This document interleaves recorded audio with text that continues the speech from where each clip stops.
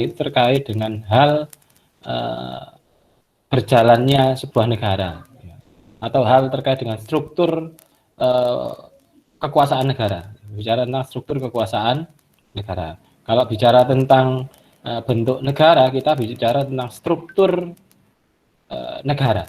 Ya, bahasanya gitu. Kalau bicara tentang struktur, bentuk pemerintahan, kita bicara tentang struktur kekuasaan negara. Kalau bicara tentang bentuk negara, kita bicara tentang struktur negaranya. Nah, ini itu yang harus difahami. Sehingga terus kemudian ketika kita bicara tentang bentuk negara, ada dua kualifikasi bentuk negara.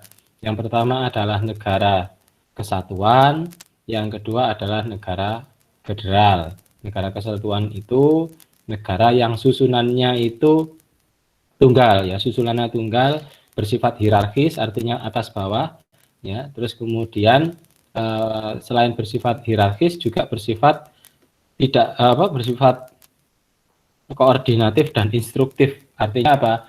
Pemerintah yang ada di atasnya itu berkuasa, dalam artian dia berhak untuk menuntut ketundukan pada pemerintah yang ada di bawahnya.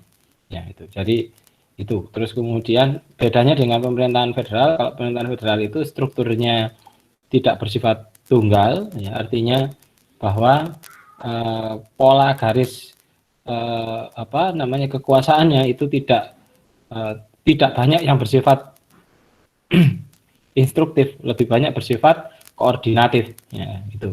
Kemudian aspek kedaulatannya, kalau negara pusat itu, negara kesatuan itu kedaulatannya berada di negara, berada di pusat, sedangkan untuk federal kedaulatannya itu ada pada negara-negara bagian, ya, karena proses terbentuknya negara kesatuan dengan negara federal itu berbeda. Kalau negara federal itu gabungan dari negara-negara yang tadinya merdeka bergabung menjadi satu negara besar dalam rangka untuk menjamin keberlangsungan hidupnya. Jadi gabung.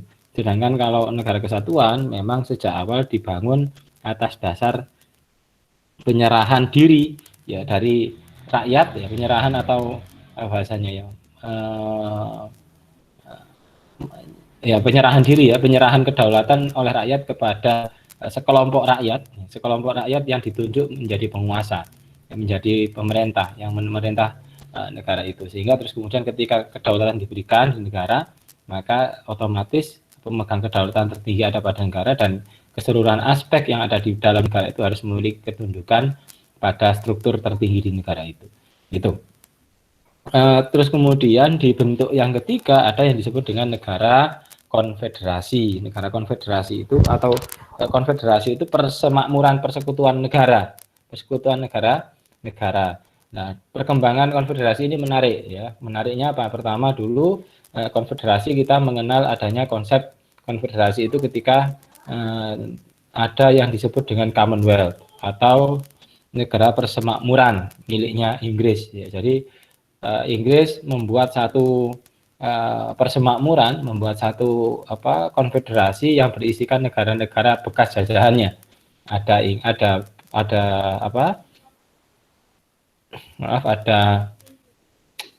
Malaysia, ya, ada India, ada Australia, ya, dan beberapa negara yang lain, yang itu terus kemudian disatukan di bawah hegemoni, bahasanya, ya, bukan dominasi, di bawah hegemoni Ratu Inggris, ya. Jadi Ratu Inggris itu adalah simbol persemakmuran, simbol kebersamaan negara-negara yang tadinya tunduk di bawah penjajahan Inggris. Oke. Apa bedanya dengan apa bedanya dengan federasi? Kalau konfederasi itu sebenarnya bergabungnya suatu negara di dalam konfederasi, di dalam Commonwealth itu bukan terus kemudian menjadikan kedaulatannya hilang atau ada penyerahan kedaulatan tertentu kepada Inggris, tidak. Jadi tidak ada penyerahan kedaulatan, tidak ada penyerahan urusan tertentu kepada Commonwealth atau negara yang mempersemakmurkan itu.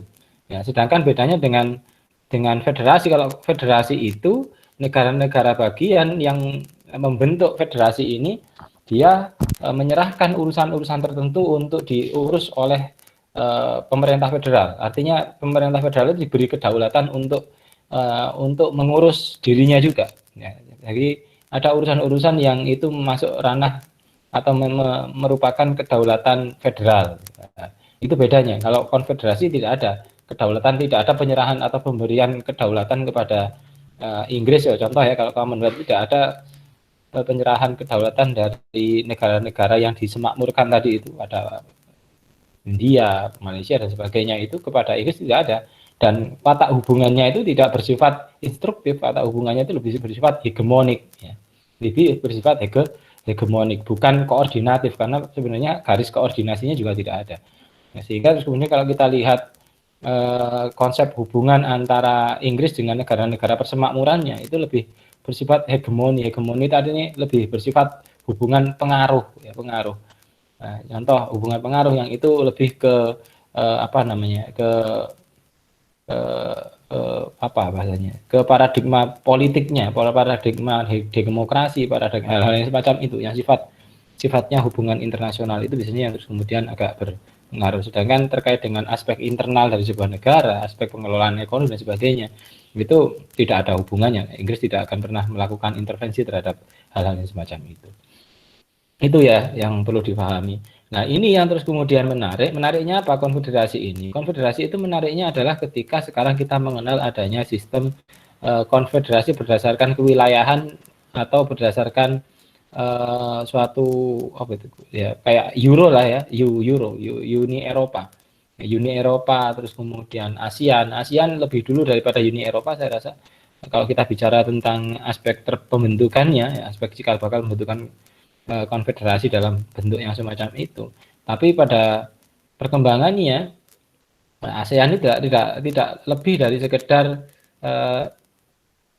apa ya, tidak lebih dari sekedar ya kesepakatan negara sewilayah saja, kesepakatan negara wilayah, atau ya bahasa ini kalau kalau kita bicara tentang hari ini ya mungkin konfederasinya ASEAN ya, konfederasi ASEAN itu nggak lebih kayak kayak ibu-ibu PKK ya, ibu-ibu PKK atau ibu-ibu arisan ya, ibu-ibu arisan podo gitu ya, nggak ada ya, kalau kita bicara tentang konsep pengaruh juga tidak jelas, arti penting juga tidak jelas. Hal yang mempersamakan atau dinamika perkembangan hubungan kewilayahan juga tidak ada daya cengkram dan daya apa ya, daya hegemoniknya, daya dominasinya juga nggak ada gitu. Jadi ya ASEAN saya nggak tahu ASEAN ini masih ada atau tidak bahasanya gitu ya. Selain namanya ya, selain namanya, karena kita lihat tidak ada agenda bersama. Agak berbeda dengan Uni Eropa. Kalau kita bicara Uni Eropa, kita jenengan bisa lihat ya, kita bisa lihat semua. Uni Eropa ya, sekarang mereka mulai sistem perdagangan mereka ditata benar ya, ditata benar. Bagaimana kebijakan perdagangan di Eropa, bagaimana sistem perdagangan di Eropa ya, antar negara di Eropa, terus kemudian bagaimana sistem perdagangan antara negara Eropa dan negara di luar Eropa, Uni Eropa ya, sehingga terus kemudian termasuk terkait dengan sistem mata uang, sistem nilai tukar mata uang dan sebagainya ya. Terus kemudian kita belum lagi terkait dengan sistem hukum bersama ya, sistem hukum bersama dengan lahirnya beberapa perjanjian yang bersifat regional, yang itu menjadi landasan bagi pengembangan hukum bersama, sehingga muncul mahkamah mahkamah peradilan ya, pengadilan yang itu pengadilan Eropa lah, tanda kutip ya, pengadilan Eropa yang itu terus kemudian menjadi ruang untuk negara-negara itu menyelesaikan konflik, contoh. Jadi hari ini kalau kita bicara Eropa sudah punya mahkamahnya sendiri yang untuk itu bisa menyelesaikan konflik di lingkungannya, konflik di wilayah Eropa itu sendiri ya. Permisi, masih ada adzan, saya izin ya, saya matikan dulu audionya.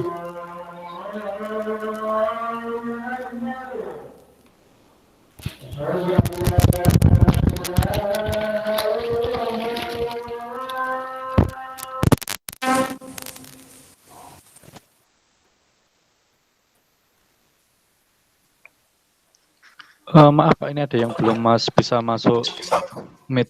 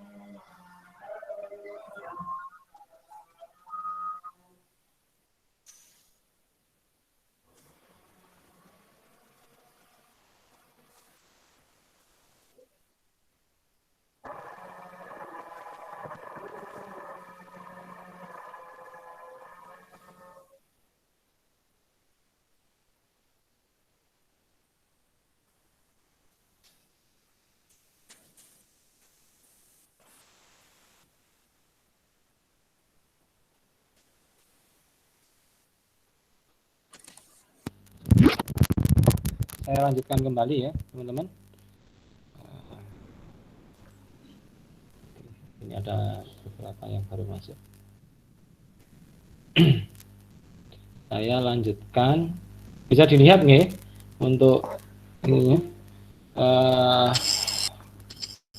Saya lanjutkan untuk konfederasi. Memang Eropa itu, Uni Eropa itu menjadi menjadi satu realitas yang menarik untuk dikaji. Satu realitas menarik yang menarik untuk dikaji. Ya, kalau kita bandingkan atau dalam kaitannya dengan fenomena menguatnya sentimen sentimen kewilayahan hari ini, sentimen kewilayahan hari ini.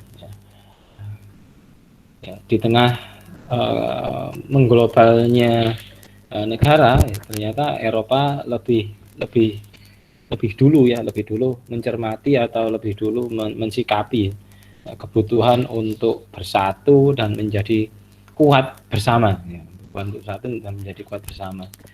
Ya. Sesuatu yang sebenarnya oleh Indonesia ya, di eranya Soekarno dan Soeharto itu sudah difikirkan, tapi hari ini ketika kita bicara tentang ASEAN hari ini, ya ternyata perkembangan ASEAN ya tidak kemana-mana, ya tetap seperti dulu dan tidak ada perkembangan yang menarik, yang terus kemudian itu menjadi menjadi ekspresi positif dari bangsa-bangsa Asia Tenggara, dari penghuni Asia Tenggara ini untuk merespon perkembangan dunia global yang hari ini. Kalau kita bicara tentang konsep perdagangan, Eropa sangat kuat sekali dengan konsep perdagangannya hari ini. Juga muncul konsep-konsep hukum baru, ya, mekanisme penyelesaian konflik dan sebagainya, yang itu kalau kita bicara tentang konteks hubungan internasional sangat menarik sekali kalau di Eropa, Uni Eropa hari ini. Sehingga terus kemudian kalau kita bicara tentang entitas yang kuat yang bisa menyaingi Amerika dan Cina mungkin ya hari ini ya adalah Uni Eropa. Ya, tidak bisa bicara tentang Inggris, sehingga terus kemudian ketika Inggris keluar dari Uni Eropa itu tanda tanya besar itu bahkan dari masyarakatnya sendiri. Ketika walaupun sebagian besar masyarakatnya itu menghendaki Inggris keluar dari Uni Eropa, ya, terkait dengan egosentris mata uang dan sistem sistem perdagangan, ya, egosentris mata uang dan sistem perdagangan, tapi apa namanya konsep apa ketika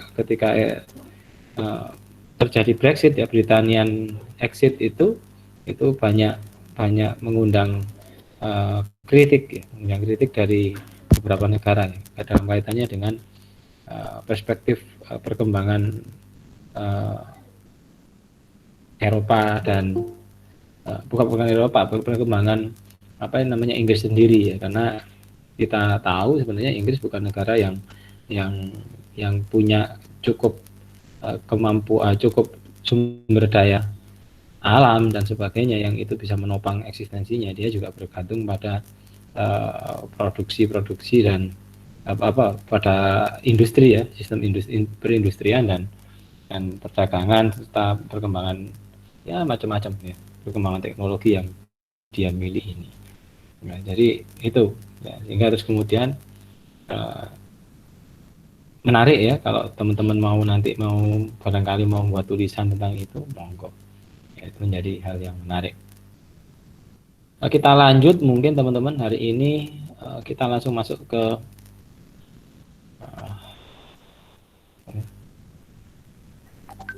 oke. Kira-kira nanti silakan dibaca sendiri kalau ini.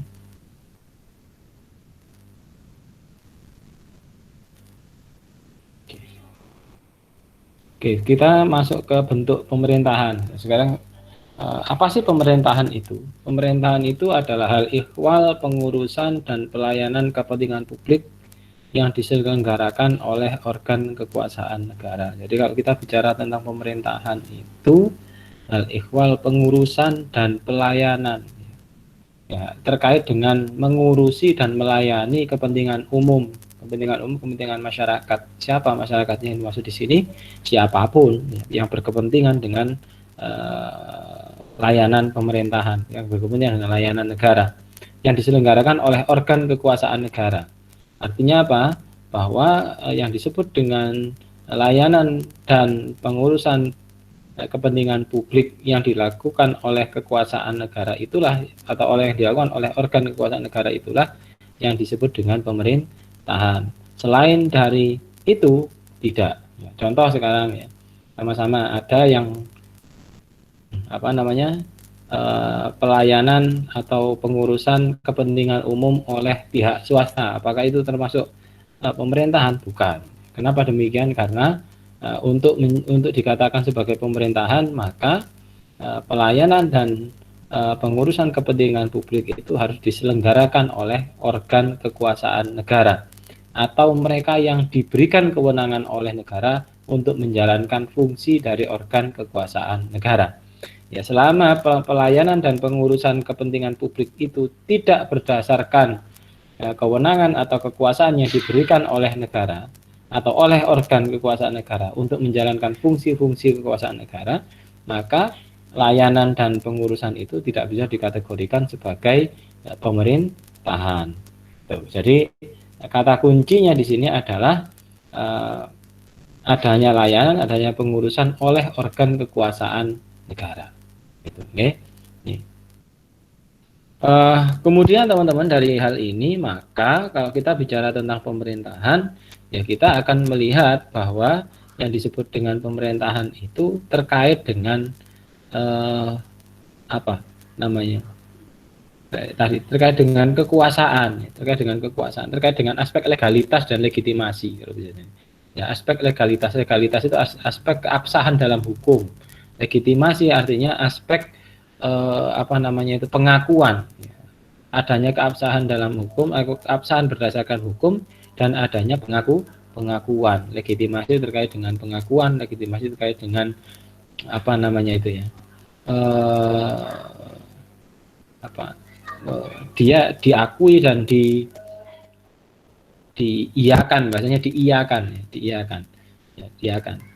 Jadi kalau legalitas itu terkait dengan keabsahan di depan hukum, keabsahan di depan hukum. Oke. Jadi itu, terus kemudian kalau kita bicara tentang bentuk pemerintahan, maka kita bicara tentang bentuk atau struktur kekuasaan negara ya. Jadi bentuk-bentuk struktur kekuasaan negara yang apa namanya, pilihan struktur ya. Kalau saya mungkin kalau menggunakan istilahnya lebih pas mungkin pilihan struktur pilihan struktur pemerintahan ya, pilihan struktur kekuasaan negara dalam rangka menjalankan urusan publik ya. Pilihan struktur kekuasaan negara dalam rangka menjalankan urusan-urusan publik. Nah, dalam hal ini bentuk pemerintahan itu terdiri atas dua bentuk yang paling umum. Dua bentuk yang paling umum itu yang pertama, di mana struktur pilihan struktur itu pilihan struktur kekuasaan negara dalam rangka menjalankan urusan-urusan publik itu biasanya itu strukturnya ada dua, kemungkinan strukturnya ada dua. Yang pertama berstruktur atau bersifat monarki, yang kedua bersifat republik. Dikatakan bersifat monarki itu kalau dijalankan oleh satu orang. Jadi ketika kekuasaan negara itu dijalankan oleh satu orang itu monarki.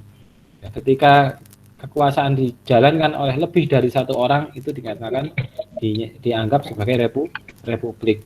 Ya. Apakah hanya seperti itu pengertiannya? Tidak. Dikatakan monarki itu terkait dengan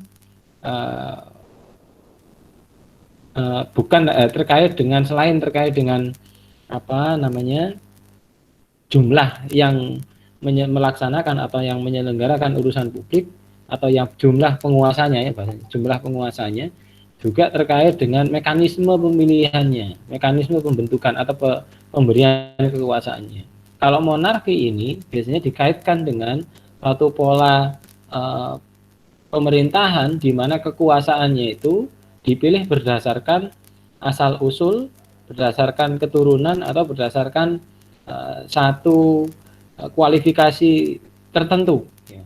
Satu kualifikasi tertentu yang sifatnya itu given atau pemberian. Given itu pemberian, itu artinya contoh sekarang ya, ada di zaman dulu ya, ada seorang raja, ada penguasa itu yang dipilih berdasarkan kuatnya.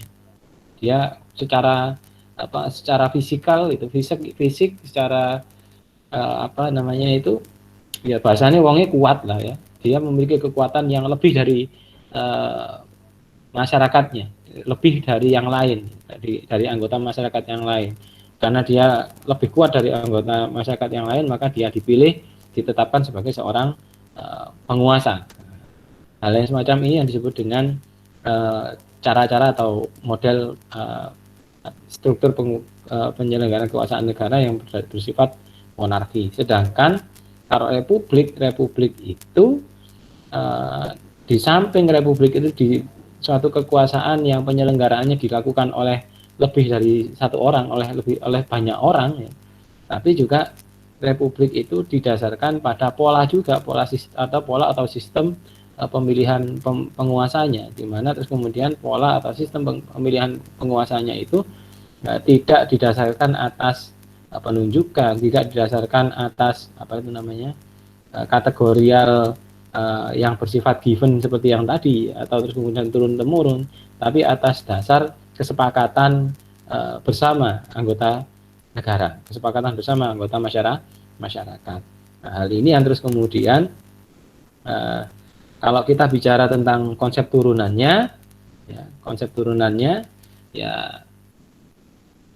republik itu hadir dalam setidaknya ada dua bentuk ya. Yang pertama adalah aristokrasi, yang kedua adalah demokrasi.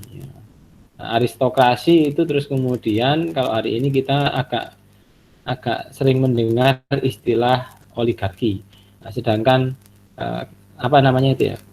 sandingannya aristokrasi itu ada oligarki, sandingannya demokrasi itu adalah mubokrasi atau terus plutokrasi ya, bisa disandingkan dengan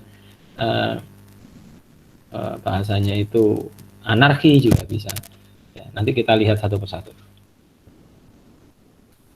Kita masuk ke monarkinya dulu, pengertian lebih detail tentang monarki. Apa sih monarki itu? Monarki itu adalah suatu bentuk pemerintahan ya, sebagai bentuk kerajaan bergantung pada letak kekuasaan dan cara pergantian kekuasaannya. Nah ini. Jadi monarki itu kan kalau di Indonesia kan itu istilahnya adalah kerajaan, sehingga terus kemudian dikatakan sebagai bentuk kerajaan, ya, bergantung pada letak kekuasaan dan cara pergantian kekuasaan. Tadi itu ya, ketika kekuasaannya dipegang oleh satu orang dan mekanisme pembentukan atau mekanisme pengangkatan penguasa itu dilakukan secara turun temurun atau berdasarkan hal-hal yang bersifat given tadi itu, ya, keunggulan-keunggulan yang bersifat given, maka itu dianggap sebagai atau merupakan bentuk pemerintahan yang bersifat monarki, ya. Kerajaan pada umumnya diperintah oleh seorang raja yang dipilih berdasarkan kelebihan individual dan atau keturunannya, ini ya. Dapat pula dikatakan bahwa suatu kerajaan diperintah oleh seorang penguasa yang diangkat secara turun-temurun. Nah, ini. Kemudian yang perlu dicatat, apakah monarki itu sama dengan apakah penguasa, ya, penguasa di suatu kerajaan itu namanya raja saja? Enggak, ya. Pilihan istilah penguasa tunggal itu macam-macam. Pilihan penguasa tunggal itu macam-macam. Ya, di Indonesia mungkin dikenal konsep kerajaan karena penguasanya raja. Di Malaysia, di Brunei Darussalam dikenal istilah kesultanan karena di sana penguasa tertingginya adalah seorang sultan.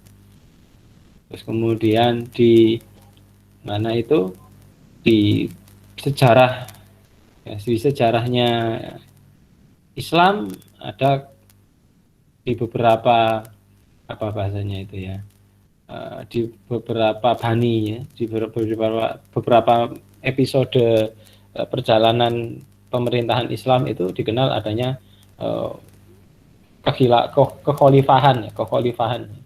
Di sana istilahnya yang digunakan adalah khalifah atau pemimpin, khalifah. Ada terus kemudian Bani Umayyah dan ada Bani Abbasiyah. Di eranya Turki Utsmani atau era Ottoman, ya, kalau yang sekarang kita dengar itu dia menggunakan istilah kesultanan, ya, sultan. Atau di eranya Yunani dan Romawi ada istilah kekaisaran, ya, dengan pemimpinnya seorang kaisar. Ya, pilihan-pilihan itu bergantung, ya. Kalau di Inggris karena konsepnya itu kerajaan Inggris itu penguasanya seorang perempuan, ya, dinyatakan sebagai sebagai ratu. Jadi pemimpinnya ada yang ratu dan sebagainya. Itu cuman istilah-istilah saja, tapi pada prinsipnya sama. Semuanya monarki. Gitu. Yang agak menarik nanti kita mungkin beberapa waktu ke depan, ya, kalau kita bahas tentang demokrasi, kita akan membahas tentang bagaimana sih di Islam, ya, apakah Islam itu konsep khilafah Islamiyah itu apakah bentuknya kerajaan atau bentuknya federal tadi itu republik atau seperti apa. Nah, itu kenapa? Karena biasanya kalau kita doktrin yang diterima oleh banyak orang kan khilafah Islamiyah, khilafah itu biasanya merujuk pada satu pola di mana satu sistem, ya, biasanya dipertentangkan antara demokrasi dan khilafah, ya, demokrasi dan khilafah. Padahal nanti kalau kita melihat sejarah pemikiran tentang bernegara, ya, Islam itu sangat dinamis sekali, sangat dinamis artinya sangat fleksibel, bergantung pada kondisional, jadi tidak terlalu saklek, ya. Jadi khilafah Islamiyah itu jangan terlalu saklek melihat khilafah Islamiyah sebagai bentuk yang anti demokrasi atau sesuatu yang menyelisihi demokrasi yang itu nantinya akan otoriter dan sebagainya. Tidak, ya, tidak ada kaitannya dengan itu sebenarnya. Nah, lebih menarik nanti akan kita bahas dalam tema tersendiri tentang demokrasi dan syuro, biar teman-teman tahu. Oke, selain konsep tirani, monarki, ada konsep tirani. Bedanya apa monarki dan tirani? Sama-sama, teman-teman. Kalau monarki tadi itu bentuk positifnya dari suatu kerajaan, bentuk positifnya dari suatu pemerintahan oleh satu orang, di mana terus kemudian tujuannya dari monarki itu adalah untuk mencapai kesejahteraan bersama. Sedangkan tirani itu bentuk pelesetannya, ya, bentuk apa bahasanya ya, penyelewengan dari monarki, kekuasaan oleh satu orang yang terus kemudian itu uh, uh, disalahartikan, disalahgunakan, apa namanya ya, disalahgunakan ya, diselewengkan ya untuk tujuan-tujuan individual dari penguasa itu sendiri. Atau di sini saya sampaikan, jika monarki beranjak dari kebajikan dan kebijakan bersandar nilai ketuhanan dan kemanusiaan yang bersifat universal, sedangkan tirani, ya, tirani ada dan ditujukan untuk kepentingan dan kepentingan dan aspirasi, ya, kepentingan dan aspirasi kekuasaan ya raja itu, kekuasaan raja itu, kekuasaan sang penguasa itu. Jadi ketika suatu kekuasaan hanya dikuasai oleh satu orang, ya, yang terus kemudian penguasa itu hidup semaunya, ya, semaunya sendiri, ya, sewenang-wenang, sakarepe dhewe, maka pemerintahan semacam itu tidak lagi layak disebut sebagai monarki. Cocoknya sebagai sebuah tirani. Ya, jadi konsep tirani itu ketika dipimpin oleh satu orang, satu orangnya itu sangat kuat, otoriter, dan seluruh aspek kekuatan dan kekuasaan yang ada di negara itu dia dominasi, dan itu diperuntukkan untuk kepentingannya. Bahasane iku kanggo dipek-pek dhewe, digawe-gawe dhewe, kanggo awake dhewe lah. Dalam posisi yang semacam itu yang disebut dengan atau muncul atau layak kita sebut sebagai sebuah tirani. Kalau masih ada contoh di Indonesia ini, apakah pemimpinnya tirani? Saya rasa tidak ya. Kenapa kok tidak? Ya nggak layak dianggap sebut tirani, karena proses untuk menjadinya seorang presiden itu, presiden Indonesia itu bukan berdasarkan cara-cara yang ditempuh oleh negara dengan basis politik atau basis sistem kepemerintahan, bentuk pemerintahan yang monarki ya. Pemilihannya berdasarkan pemilihan kan gitu kan.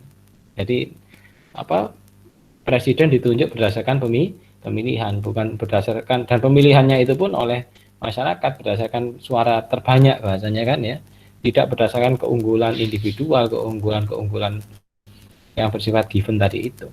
Ya, jadi kalau kita bicara tentang apakah presiden kita atau sistem negara kita sekarang ini masuk ke sebuah tirani, saya rasa secara teoritis tidak. Ya, kenapa demikian ya? Karena tadi itu tidak memenuhi syarat untuk dianggap sebagai sebuah tirani. Sekarang kita lihat aristokrasi. Aristokrasi itu adalah suatu pemerintahan oleh sekelompok orang cerdik pandai. Jadi selain kalau tirani tadi oleh satu orang, kalau aristokrasi oleh sekelompok orang, ya, cerdik pandai yang memimpin berdasarkan ilmu pengetahuan dan kebijakan universal. Jadi aristokrasi itu suatu sistem pemerintahan yang ya, untuk atau suatu bentuk pemerintahan yang meletakkan kaum cerdik pandai sebagai pilar utamanya. Meletakkan kaum cerdik pandai, meletakkan para aristokrat, ya, orang-orang yang berilmu tinggi, orang-orang yang kebijaksanaan tinggi itu, ya, itu pada posisi yang berkuasa, atau suatu negara yang meletakkan atau menyerahkan kekuasaannya kepada, menyerahkan urusan-urusan pemerintahannya, menyerahkan kekuasaan pemerintahan, ya, urusan-urusan publik itu kepada kaum cerdik pandai, itu disebut dengan aristokrasi. Jadi ketika suatu negara itu dipimpin oleh kaum cerdik pandai, ya, di mana orang cerdik pandai inilah yang terus kemudian mengelola negara, dia yang punya kekuasaan untuk mengelola negara, yang menentukan segala aspek pengelolaan negara, maka negara itu disebut dengan aristokrasi.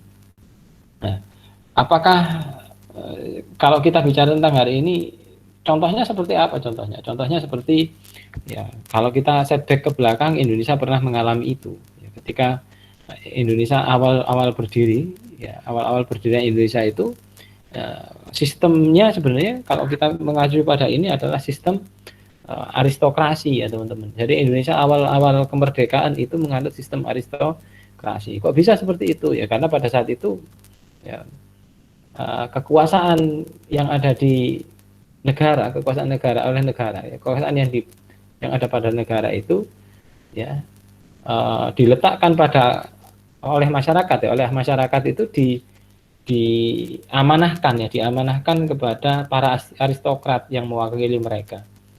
Jadi BPUPKI itu adalah aristokrat. BPUPKI ya, Badan Perumus Usaha Kemerdekaan Indonesia, yang terus kemudian menjelma menjadi MPR pada masa itu, 18 Agustus 45 itu adalah kumpulan orang-orang cerdik pandai yang diamanahi oleh rakyatnya, yang pada saat itu memang mayoritas orang-orang yang tidak terdidik. Ya, jadi mayoritas orang-orang tidak terdidik yang ada di Indonesia itu menyerahkan urusan-urusan kemerdekaannya, menyerahkan urusan-urusan pemerintahan negaranya agar dikelola secara baik kepada orang-orang cerdik pandai, yang itu terus kemudian membentuk suatu negara, negara yang disebut dengan Indonesia ini. Termasuk di dalamnya terus kemudian dia memilih seorang presiden dan wakil presiden dan membentuk kabinet di dalamnya. Hal-hal semacam itu yang disebut dengan aristokrasi. Ya. Aristokrasi itu tujuan dasar atau tujuan utamanya atau yang diperjuangkan karena memang dasarnya orang-orang yang ada di dalamnya itu adalah orang yang pandai, orang yang terpelajar, orang yang memiliki keunggulan keunggulan akademik, keunggulan moral dari masyarakat pada umumnya, ya maka dia tampil sebagai seorang bahasanya kumpulan filosof ya, bahasanya aristokrasi itu harusnya orang-orang yang di dalamnya itu banyak berisi orang-orang filosof gitu ya, yang memikirkan negara dan meletakkan kesejahteraan umum sebagai tujuan dari pembentukan negara dan kekuasaan. Nah, ini jadi kalau Indonesia dulu pernah merdeka itu bukan dengan pendekatannya bukan demokrasi ya, tapi pendekatannya sebenarnya aristokrasi. Lahirnya negara awal Indonesia itu, spirit Indonesia itu adalah spirit aristokrat, spirit cerdik pandai, spirit orang-orang terpelajar, spirit orang-orang terpelajar yang bermoral tinggi, yang memiliki kesadaran nasionalisme untuk memperjuangkan nasib rakyatnya. Itu bahasanya seperti itu. Ya, sehingga terus kemudian lahirnya Indonesia, terus kemudian lahirlah sebuah entitas negara yang sempat dibanggakan, sempat dihormati oleh bukan hanya ASEAN ya teman-teman, tapi juga oleh dunia. Bahkan sampai ya waktu itu bisa membentuk gerakan non-blok dan sebagainya, itu kan betapa hebatnya Indonesia zaman dulu. Ya, terus kemudian yang perlu kita pertanyakan juga, hancurnya Indonesia adalah juga menggunakan pendekatan yang sama sebenarnya, ketika kelompok-kelompok yang pendekatan kelompok ini ya, kekuasaan oleh kelompok ini terus kemudian mulai mengalami degradasi moral, mulai mengalami penyelewengan dan pertentangan kepentingan, maka lahirlah konsep oligarki, beralih menjadi oligarki. Jadi oligarki itu adalah pemerintahan oleh sekelompok orang, sama ya kalau tadi kelompok orang cerdik pandai, yang ini pemerintahan oleh sekelompok orang cerdik pandai yang memimpin berdasarkan kepentingan dan tuntutan kekuasaannya. Nah ini, jadi kalau yang tadi itu oleh sekelompok orang untuk masyarakat banyak, oleh sekelompok orang untuk kebaikan dan kebenaran, untuk kesejahteraan. Kalau ini untuk kepentingan dan tuntutan kekuasaannya, untuk kelanggengan kekuasaannya, untuk hegemoni kelompoknya. Nah, itu yang disebut dengan oligarki. Jadi kalau kita hari ini sering mendengarkan oligarki itu apa sih? Kok Refli Harun ngomong oligarki, terus kemudian siapa lagi? Mardi Guwowi juga ngomong, Bosman Mardigu ngomong oligarki. Banyak tokoh ya bilang oligarki. Apa sih oligarki? Oligarki itu pemerintahan oleh sekelompok orang yang bisa jadi di dalamnya ada orang yang cerdik pandai, ada orang yang kaya dan sebagainya, yang itu terus kemudian memimpin berdasarkan kepentingan dan kekuasaannya, dan untuk melanggengkan kekuasaannya, ya, untuk melanggengkan kekuasaannya atau melanggengkan penguasaannya, bukan melanggengkan kekuasaannya, untuk melanggengkan penguasaannya atas sumber-sumber kekayaan, sumber-sumber atas modal dan sumber-sumber kekayaan yang ada pada negara itu.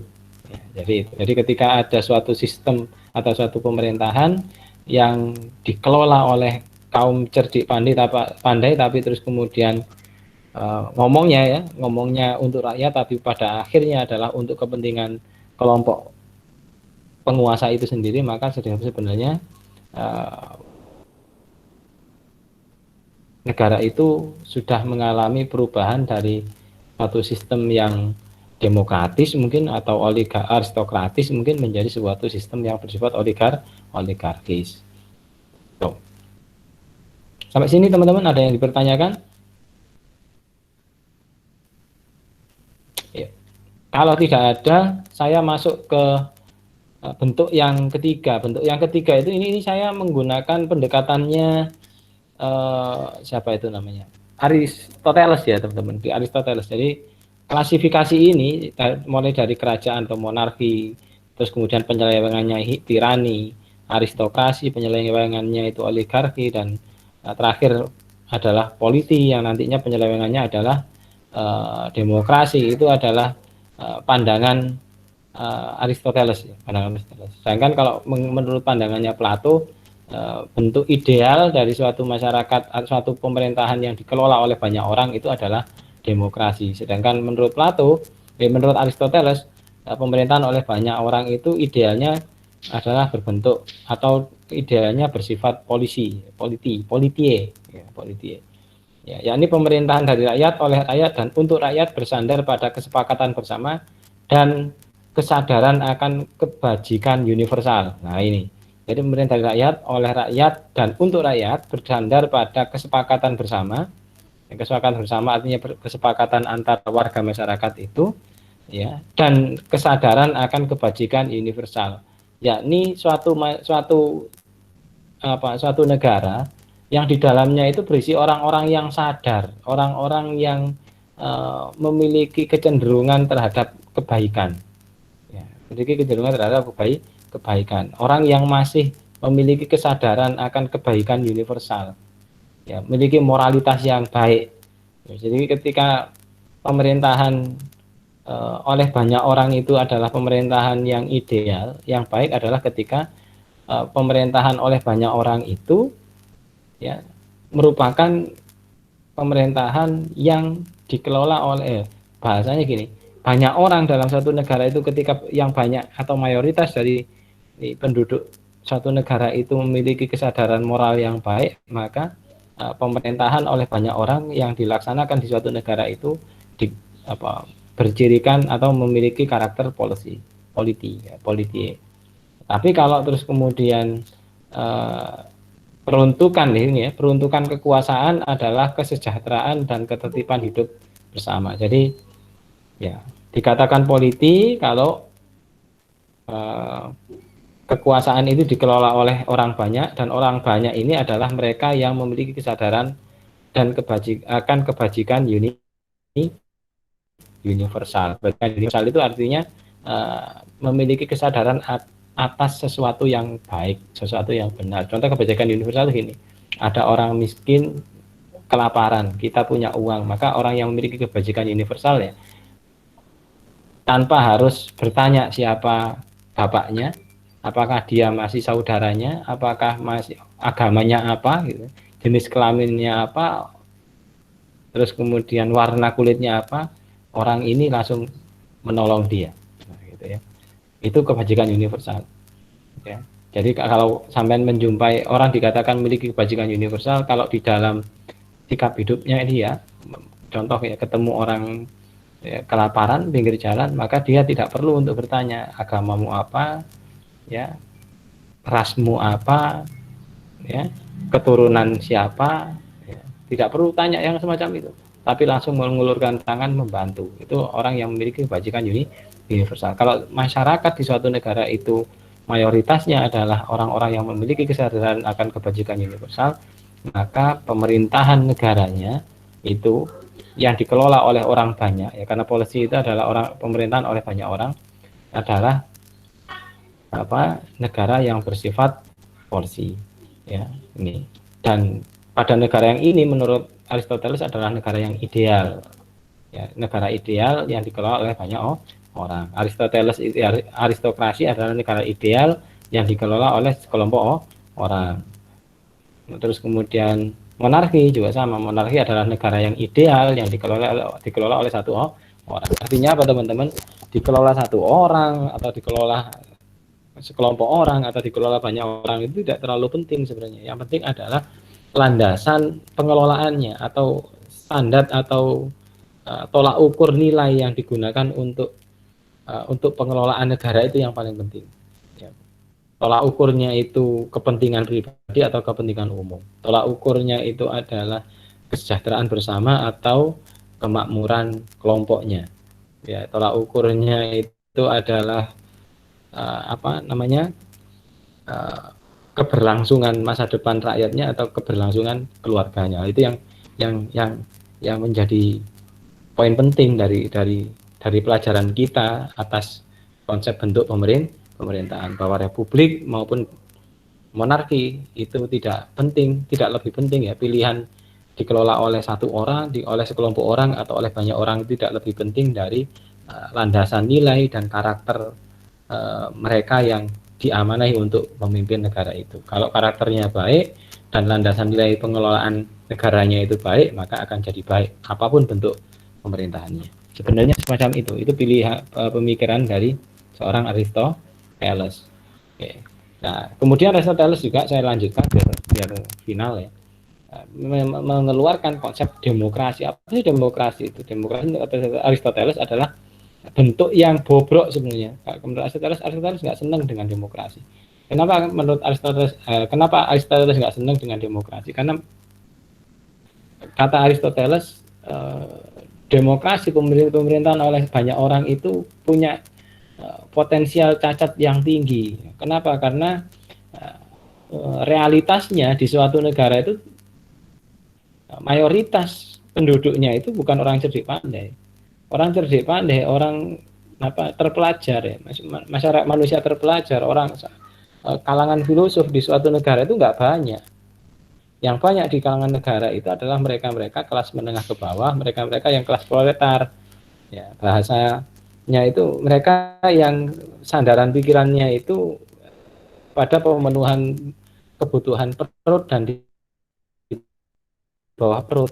Sehingga dengan konsep atau dengan realitas itu, ya, dengan realitas bahwa masyarakat di sebagian besar masyarakat di suatu negara itu kecenderungan hidupnya itu hanya untuk memenuhi kebutuhan perut dan apa yang ada di bawah perutnya, maka tujuan agung dari terbentuknya negara, tujuan mulia dari terbentuknya negara, pembentukan pemerintahan yang tadinya harusnya untuk melayani kebutuhan masyarakat itu tidak akan pernah tercapai. Yang ada adalah masyarakat akan mudah sekali untuk dipermainkan oleh mereka yang beruang, mereka yang memiliki kemampuan untuk memenuhi kebutuhan atau memenuhi tuntutan dasar warga negara itu.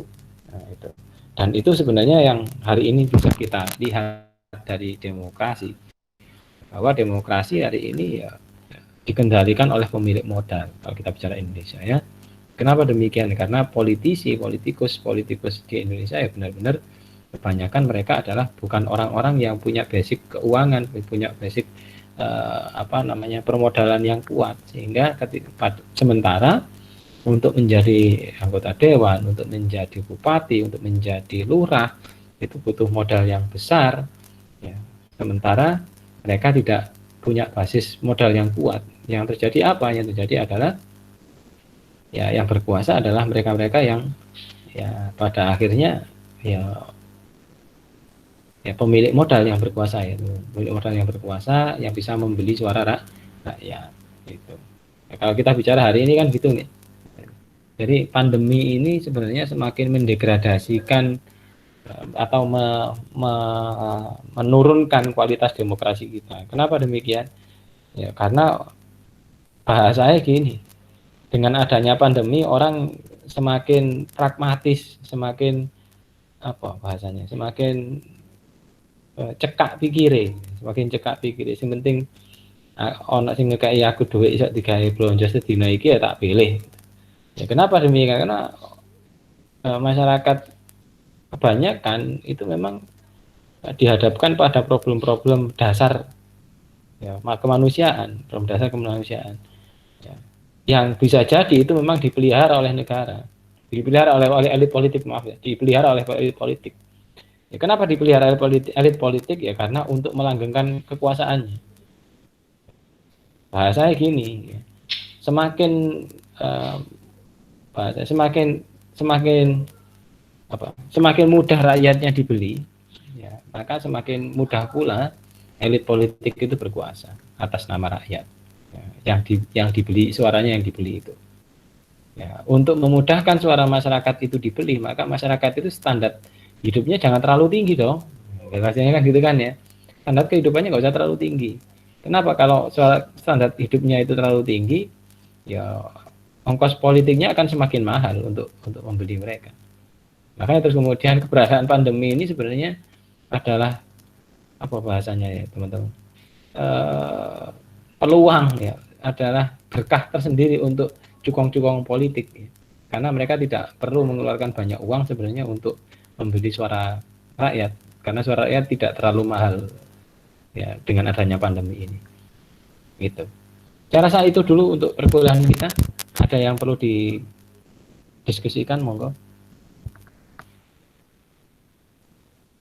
Barangkali ada yang perlu didiskusikan, dipertanyakan gitu. Monggo. Mas Rizky, ada yang perlu ditanyakan? Mas Tegar, yang tegar banget dari tadi kelihatannya. Ya, kalau ada monggo. Ya, kalaupun tidak ada juga nggak apa-apa.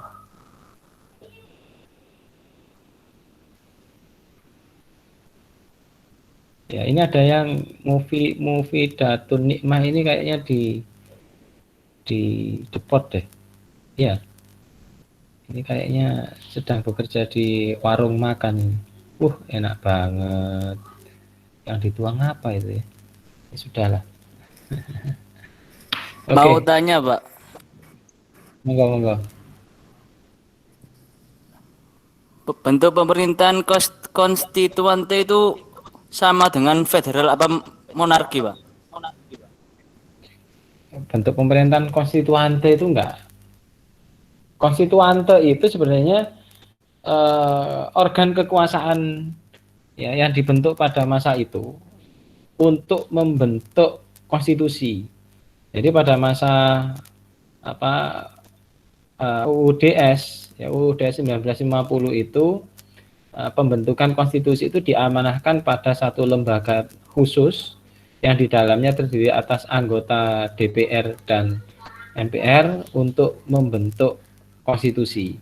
Ya, organ khusus untuk membentuk konstitusi ini yang disebut dengan pada masa itu diistilahkan dengan konstituante. Jadi konstituante itu bukan sistem bukan bentuk pemerintahan, tapi lembaga ya negara yang dibentuk untuk ya merumuskan dan atau bahasanya ya hari ini ya, untuk membentuk konstitusi atau merumuskan konstitusi yang baru ya. Karena pada saat itu dianggap konstitusi Undang-Undang Dasar 45 itu adalah undang-undang dasar sementara, ada undang-undang dasar yang dibuat pada masa yang kedaruratan. Sebagaimana kita ketahui, nanti teman-teman silahkan baca naskah persiapan Undang-Undang Dasar 45 ya, naskah persiapan Undang-Undang Dasar 45 itu atau risalah ya, risalah persiapan Undang-Undang Dasar 45 itu, di sana terlihat bahwa memang proses pembentukan sampai dengan konsep-konsep dasar ya, konsep-konsep dasar yang ada pada Undang-Undang Dasar 45 itu sudah bagus sebenarnya kalau kita bicara tentang konteks universalnya. Tapi secara konseptual atau secara teoritis apa yang diatur dalam Undang-Undang Dasar 45 itu masih bersifat universal, masih bersifat terlalu umum bahasanya, terlalu umum sehingga memungkinkan atau membuka ruang bagi interpretasi yang terlalu luas untuk ke depan ya, sehingga terus kemudian ya, bisa kita bayangkan dengan satu Undang-Undang Dasar 45 lahir beberapa model bentuk pemerintahan. Ada muncul beberapa bentuk pemerintahan dan sistem pemerintahan. Itu.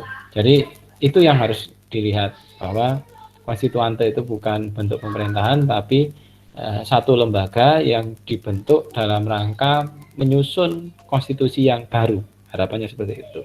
Tapi memang pada kenyataannya terus kemudian konstituante gagal untuk memenuhi ekspektasi Pak Karno, ya, Insinyur Soekarno, dalam rangka membuat konstitusi yang baru itu.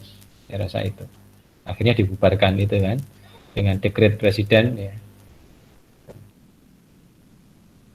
Oke. Ada yang lain?